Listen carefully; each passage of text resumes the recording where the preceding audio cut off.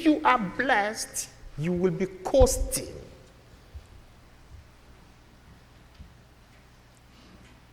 And you will not have to be pursuing happiness, eudaimonia.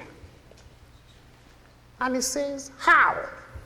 How do you become blessed? Now, when we read this in Matthew's Gospel, we call it the Beatitudes.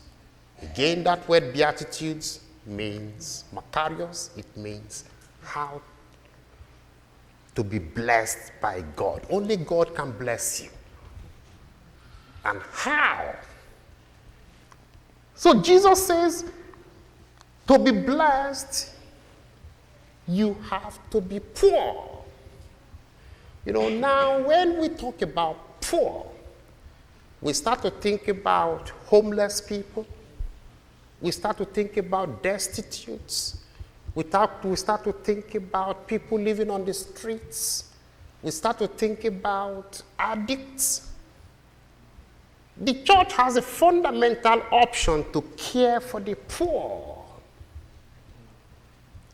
But the word that Jesus used, which is translated as poor, here in English, is the word that he used when he quoted Isaiah chapter 61, verse 1 to 3. When he says, the Spirit of the Lord is upon me, and he has anointed me to come preach the good news to the poor. Now, who are the poor? So when he says, if you want to really enjoy life, if you want to be blessed, he says to be poor. And I'm saying that Jesus did not say that we should go live in poverty. He's not talking about poverty. He's not talking about what is called tortures. He's not talking about poverty. He's talking about what we call covenantal blessing. You see, if you check all through the Bible, all the people that came into relationship with God were blessed and they became rich. Mention any name. Abraham was rich, a friend of God. God blessed him. In Genesis chapter 12, he told him, I will make you a great nation. He says, look at the sky. If you can count the stars, he says, no, I cannot count it. He says, that's how rich you will be. Look at Isaac. Look at Jacob. David. Solomon. Friends of God. Even Moses was a leader of a nation. And so Jesus Christ introduced something that the people didn't know.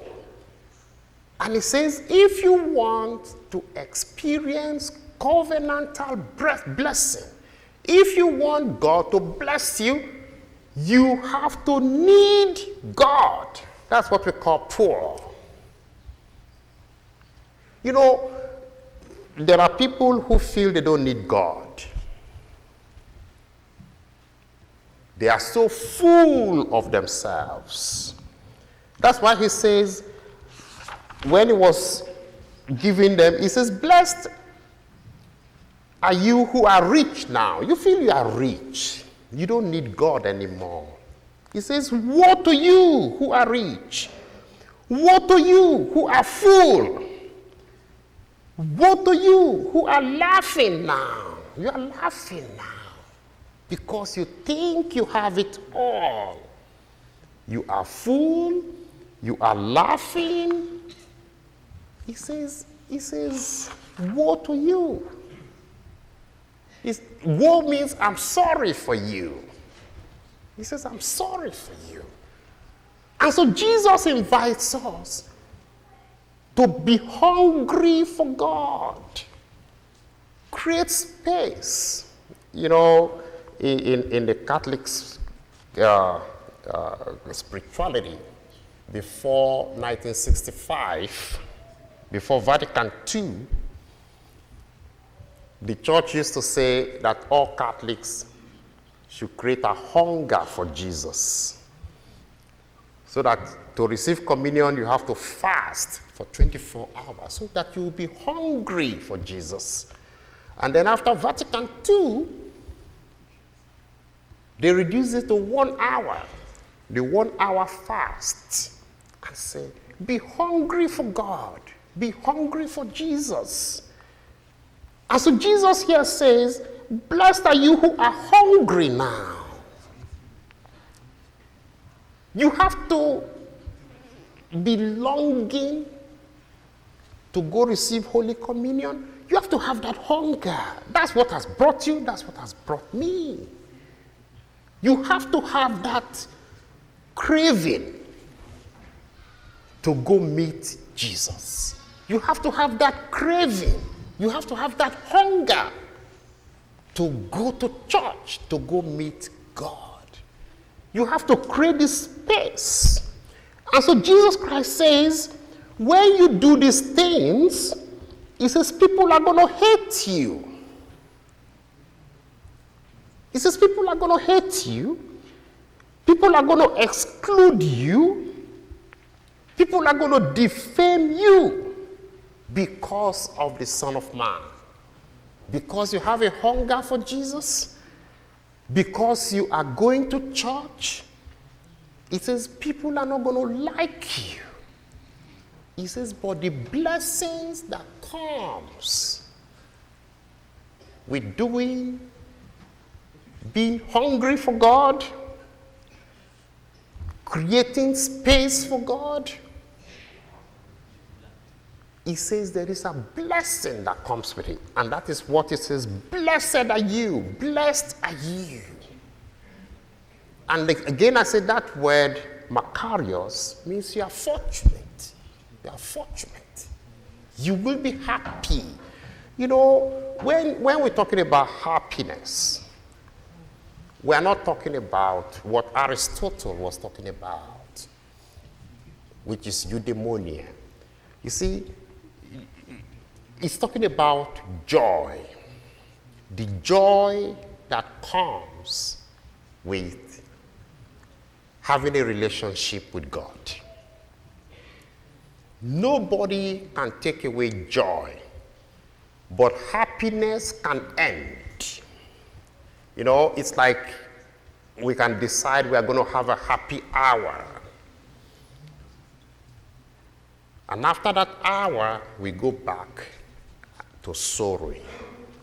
Our problems are still there. But when God blesses you, he gives you joy. Joy was what Abraham had. Joy was what Isaac, Jacob, Moses, that's what they had. David, blessings. Solomon, he gave them joy.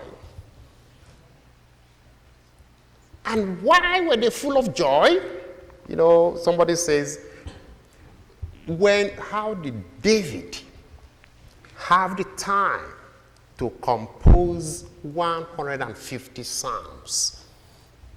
David was singing with his harp every day, and he composed 150 psalms. Solomon, if you read this, what is called the Wisdom of Solomon, they say, when did they have the time to do that? And they are king.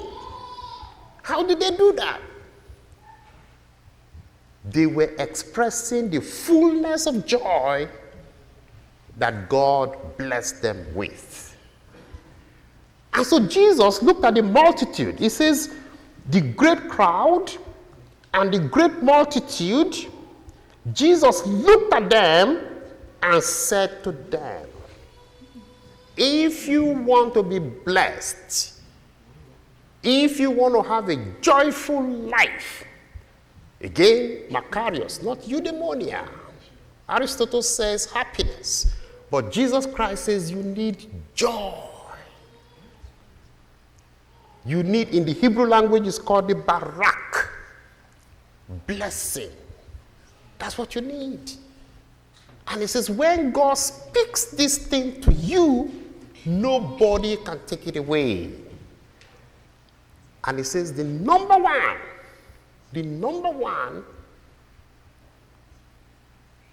thing that we all need to do is to become needy. Need God. Need Him. If you need God and you invite God to come to you. And he says, how do we do that? He says, become hungry for Him. Have hunger for Jesus. And he says, He's going to fill you up. He says right here, you will be filled. You will be filled. He's going to fill you up. You know. And then he says, it's hard to do. It's hard. It's hard to kneel. It's hard to pray.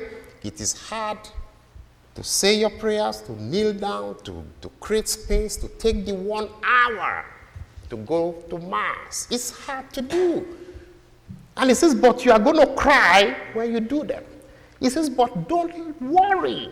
He says, you will laugh. If you do that, even though it's hard to obey the commandments. It is hard to obey all the things that Jesus Christ says. He says, you will weep. He says, but you will have joy. And then he says, when you following Jesus, when you go into church, you're saying your prayers, you're trying to be the good person, he says people are going to hate you, people are going to exclude you, people are going to revile you, they are going to say all kinds of calumnies and defame your name because you're following Jesus. And then he says, rejoice and leap for joy. You see the word joy. He says, leap for joy. Because God is going to send you that reward from heaven. You are going to receive it here on earth. My dear people, Jesus has given us the key. And all that we need is covenant relationship. All right? That's what our baptism is. On the day when we were baptized, we were invited to become the friend of God, journey with Him through Jesus. That's what it means. Just come and have a relationship with God. And if we have that, He says, leap for joy. Say, rejoice and leap for joy. And that is what we want. Happiness is temporary. Joy is everlasting. So pursue joy, not happiness. Pursue joy. Joy will never end, but happiness can end.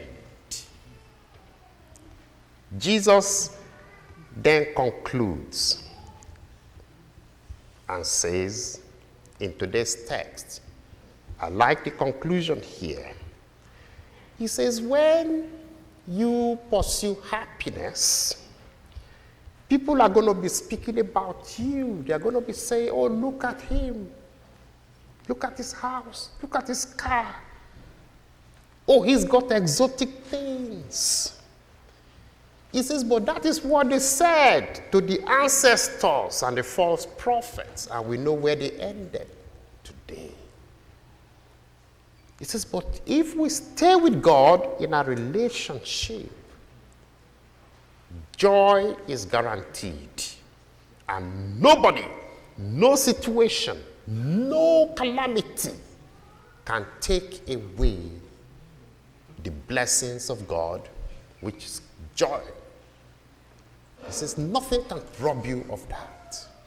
And he assures us of that the way it was granted to Abraham, the way it was granted to Moses, the way it was granted to David, to Solomon. He says, nobody will take, nothing can take it away.